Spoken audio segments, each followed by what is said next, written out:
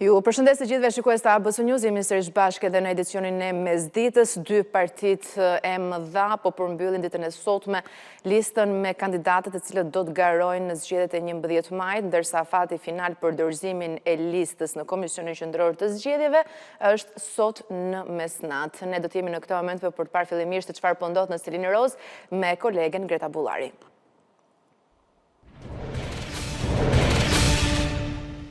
Greta, të përshëndes, në mbrëmje Selini Roz do të mbledh edhe kryesinë e saj për të parë dhe për të vulosur të gjithë emrat që do të garojnë në zgjedhjet e 11 majit. Deri në këtë moment, nga çfarë përflitet, a ka emra të konfirmuar kandidatësh?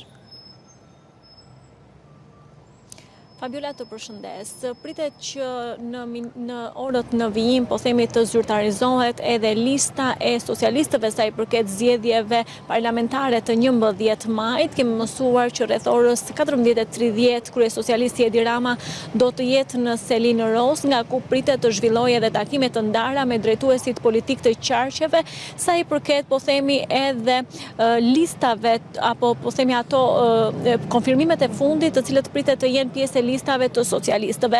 Megjithatë, atë çka mund të themi me siguri referuar, po themi, edhe konfirmimeve që janë bërë nga vetë kryeministri Edi Rama, të paktën deri në këto momente, drejtuesit politik të qarqeve do të jenë në listat e sigurta. Më konkretisht, në qarkun e Tiranës pritet që në listë të sigurt do të jetë Ogerta Manastirliu dhe Elisa Spiropali, në qarkun e Fierit Belinda Balluku, në qarkun e Vlorës Bledi Çuçi, në qarkun e Gjirokastrës Mirela Kumbaro, në qarkun e Korçës Niko Peleshi, në qarkun e Elbasanit Arbian Mazniku, në qarkun e Lezhës Ulsi Maja, në qarkun e Dibrës Blendi Klosi dhe në qarkun e Kukësit Eduard Shalci.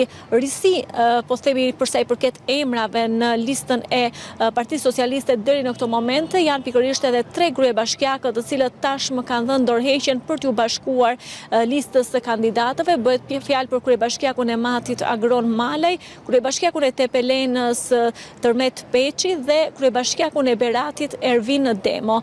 Ndërkohë, duke u referuar, po themi, edhe deklaratave të kryeministrit Edi Rama, të paktën gjatë ditëve të fundit, por edhe më herët, i cili ka deklaruar se në kuvent do të pritet që pjesë e listave të sigurta të Partisë Socialiste të jenë edhe ministrat e kabinetit qeveritar, të cilët nuk e kanë një mandat deputeti, por që do të ulen, po themi, për herë të parë në kariket e deputetit.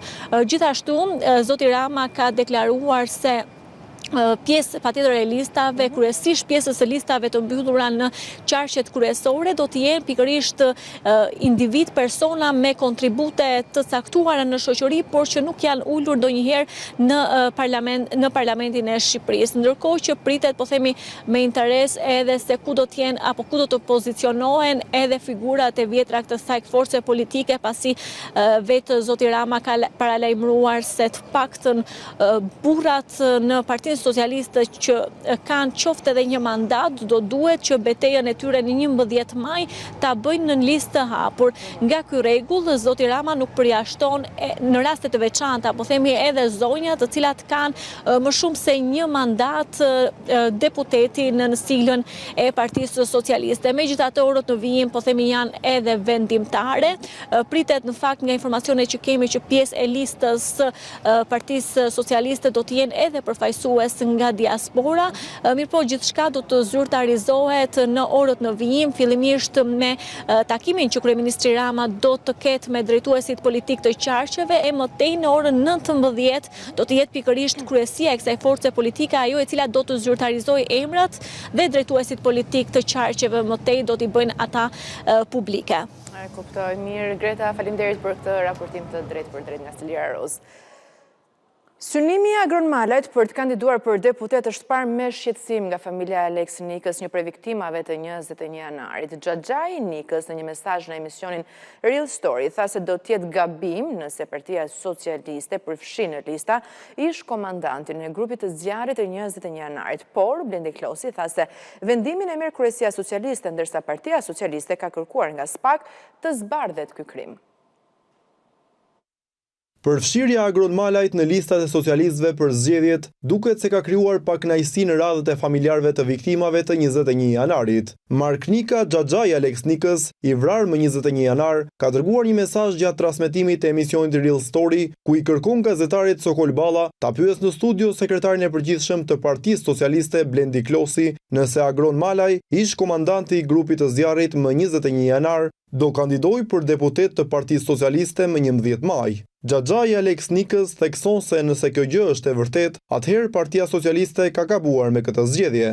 Kam një mesazh nga Marknika që është daja i Xhaxhai Alex Nikës, vrarë në 21 janar 2011. Me mbroma Sokol, mundësisht nëse mund ta pyesë zoti Klosi, a është e vërtet se Agronmalaj, ish komandanti i grupit zjarri 21 janar, është kandidat për deputet Partisë Socialiste?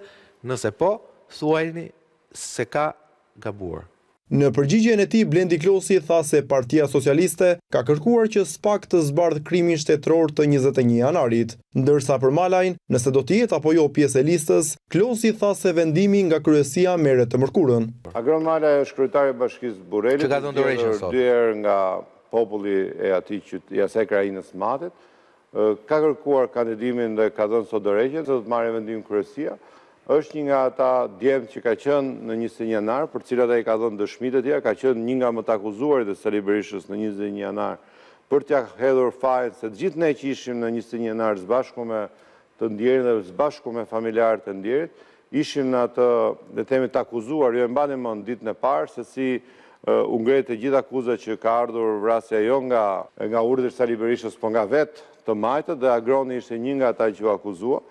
Prandaj ka një histori për cilën ai ka dëshmuar, ka dhënë dëshmitë e tij në organet e drejtësisë. Unë e kuptoj natyrisht edhe familjarët, edhe shqetësimin e tyre, po për këtë është një nga kërkesat tona zbardhja e 21 janarit, dhe tani me sa duket organet e drejtësisë rreth SPAK-u, mbase edhe provat e reja që ka marrë, po bën një vlerësim të fundëm. Edhe në Selim Blu janë orët e fundit teksa përgatitet lista e kandidatëve për zgjedhjet, dhe do të jemi në këtë momente me kolegun Andon Kello.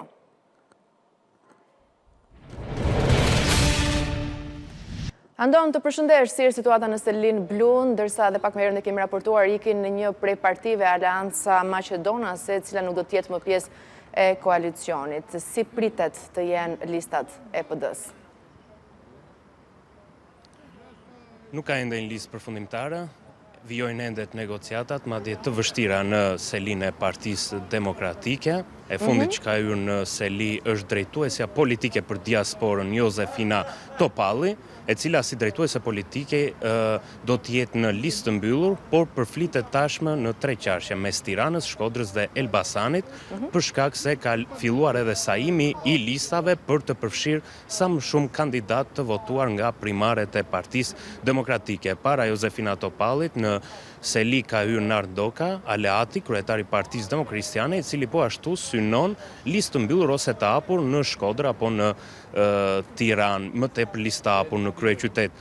Ndërsa në negociatat e tjera vijojnë edhe partitë të vogla aleate, të cilat më tepër synim kanë listat e hapura. Pra, si qoftë në listë të mbyllur apo qoftë në listë të hapur, vijojnë negociatat, siç e theksova, jo vetëm kandidatët e primareve, por edhe aleatët janë të pakënaqur nga listat cilat po thuren nga Selia Blu. Pak më herët u njoftuan për largimin e aleatit të parë, Partia Aleanca Maqedonase për Integrimin Europian, pasi Vasil Steriovski, kryetari i saj, na konfirmoi për ABC News se nuk ishte pranuar propozimi i tij, qoftë edhe për një vend në listën e hapur të qarkut të Korçës apo edhe një vend të hapur në një qark tjetër. Deri tani nuk ka largime të tjerë aleatësh nga Aleanca për Shqipërinë Madhështore, por jo të gjithë aleatët kanë mbërritur në Selim Blu për të mbyllur negociatat, por edhe për listën, po. Një pyetje, se the pak më sipër, janë orë të vështira dhe duket se Selia Blu nuk e ka as pak të lehtë të përpiloj në listat e kandidatëve. Çfarë e bën kaq të vështirë? Fakt marrim si shembull qarkun e Tiranës, pasi për qarkun e Tiranës ka pasur edhe më shumë kandidat në primare, por edhe aleatët më tepër synojnë në këtë qark. Lista e mbyllur ka vetëm 12 kandidat. 8 prej të cilëve tashmë janë të mbyllur me në krye Sali Berishën, Flamur Nokën, Albana Vokshin, Edi Palokën, Belind Këlliçin, Jozefina Topallin, e cila është në pikpyetje, Besar Xhaferin e Forumit Rinor, Tedi Blushi dhe Erisa Xhixho nga Partia e Lirisë, dhe Fatmir Mediu me Shpëtim Idrizin, cilët janë aleat dhe po diskutojnë të gjitha skenarët që Fatmir Mediu të katapultohet në Fier dhe Shpëtim Idrizi ka në fakt një ide mes dy palëve për të dalë në listë të hapur, por ende nuk është e konfirmuar.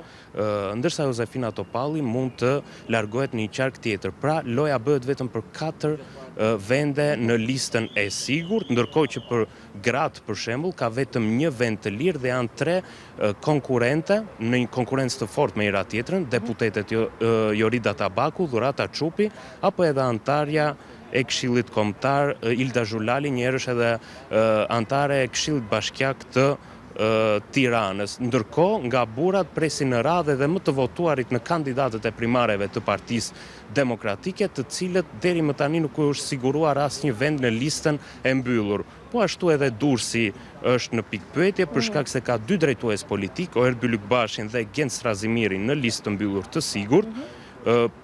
Një garë e fortë është për një kandidate grua dhe gara po zhvillohet mes Manjola Lukut, e cila ka marrë mbi 400 vota në primare, dhe zdënse së Sali Berishës, Floriana Garo, e cila mori vetëm 32 vota në primare. Artan Luku nga Partia Agrare Ambientaliste do të jetë po ashtu në listë të mbyllur. Nëse është lufta midis grave, edhe pse Floriana Garo mos gaboj nuk mori shumë vota në primare në Durrës, çka do të thotë që primare nuk kanë patur asnjë efekt në këto lista? Këtë do e vendos kryesia dhe Këshilli Kombëtar, por Sali Berisha e paralajmëroi një ditë pas rezultateve të primareve se nuk do të respektohet kuota. Pra, Floriana Garo apo edhe shumë kandidatë dhe kandidate tjera nuk e kanë arritur pragun. Por këtu lind pikpyetja se si do të mbushet lista e hapur e Partisë Demokratike, ku shumica e kandidatëve nuk kanë arritur të marrin as sa pragu i caktuar për çdo qark. Pra, nuk do të respektohet kuota, kjo është e para, dhe e dyta është fakti se edhe vetë Berisha e ka paralajmëruar se nuk do të merren parasysh rezultatet e primareve. Po çfarë do të bëj Berisha sot për këtë? Do të mbledh fillimisht kryesin dhe më pas Këshillin Kombëtar dhe do ta shohim a do të shkel sërish doktori statutin, ashtu siç bëri me drejtuesit politik, duke i erdhur kandidaturat për votim në Këshillin Kombëtar. Do të shohim andon se si do të përpilonin dhe listat e Partisë Demokratike. Unë falenderoj shumë për këtë raportim.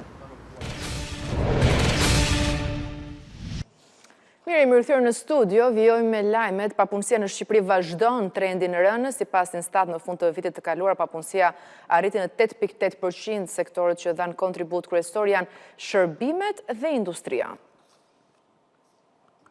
Ky publikim reflekton një rivlerësim të treguesve të tregut të punës bazuar në të dhënat e reja të censit të popullsisë dhe banesave 2023.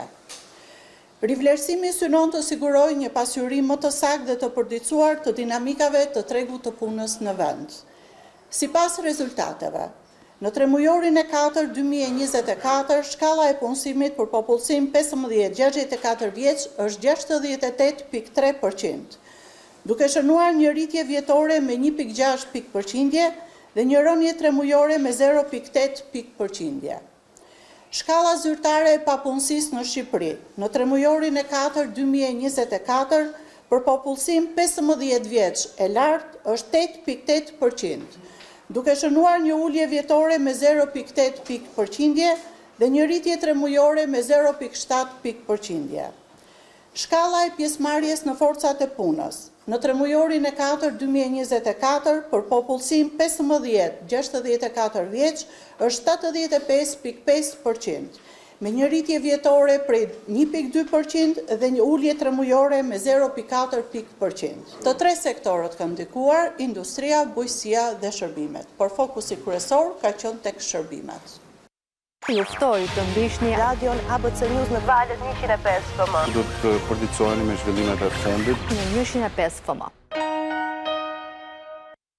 Mirë, do të jemi në këtë momente me kolegun Ermal Vija, pasi sot pritet të niset dhe seanca në apelin e posaçme për kryetarin e Bashkisë së Tiranës, Erion Velia. Ermal.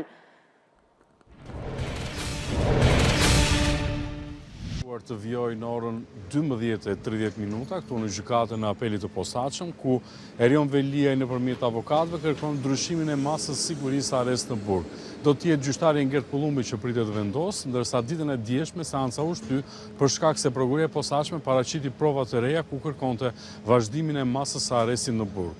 Do të shikojmë në fakt ditën e sotme se kush do të jetë fillimisht qëndrimi i avokatëve, më pas i prokurorisë, por edhe fjala e kryetarit të Bashkisë së Tiranës Erion Veliaj, që pritet kundërshtojë gjetjet e prokurorisë së posaçme. E më pas do të jetë dhe vendimi i gjyqtarit Ngert Pullumbi, që pritet të vendosë në rast se do lënë fuqi vendimin e shkallës së parë, apo do të pranojë kërkesën e avokatëve mbrojtës për heqjen e masës së arrestit në burg. Pritet për të parë, Ermal, falenderoj për këtë raportim. Mirë, vijoj më tej të njëjtën TikTok mbyllet për të gjithë territorin shqiptar. Autoriteti Kombëtar për Sigurinë Kibernetike kërkon nga kompanitë e internetit marrjen e masave të nevojshme për bllokimin e aksesit në platformë dhe infrastrukturën e tij digjitale në territorin shqiptar. Javën e kaluar, qeveria miratoi vendimin për mbylljen e TikTok për një vit kohë për marrjen e masave në bashkërendim me kompaninë. Vendimi erdhi pas konsultimeve me prindër dhe mësues. Më 13 mars, TikTok do të mbyllet për të gjithë territorin shqiptar. Autoriteti i Komunikimeve Elektronike dhe Postare ka kërkuar zyrtarisht bllokimin e aksesit të kësaj platforme, bazuar në urdhrin e Autoritetit Kombëtar për Sigurinë Kibernetike. Nëpërmjet një emaili dërguar subjekteve që ofrojnë shërbime interneti, kërkohet bllokimi i aksesit të TikTok brenda datës 13 mars. Secili sipërmarrës duhet të paraqes konfirmim me shkrim në Autoritetin e Komunikimeve Elektronike dhe Postare dhe përdjeni Autoritetit Kombëtar për Sigurinë Kibernetike për mbylljen e aksesit të IP-ve dhe domejneve të cituara në shkresën e Autoritetit Kombëtar për Sigurinë Kibernetike brenda datës 13 mars 2025. Të njëjtën, qeveria miratoi vendimin për mbylljen e aksesit në platformën e TikTok për një periudhë 12 mujore. Kjo kohë do të shërbejë për marrjen e masave në bashkërendim edhe me përfaqësuesit e kompanisë, për vendosjen e filtrave, moshës së aksesit, si dhe parandalimin e fëmijëve nga përmbajtjet e padëshiruara. Ky vendim i qeverisë erdhi pas një periudhe të gjatë konsultimesh me përfaqësues të komunitetit të prindërve dhe mësuesve.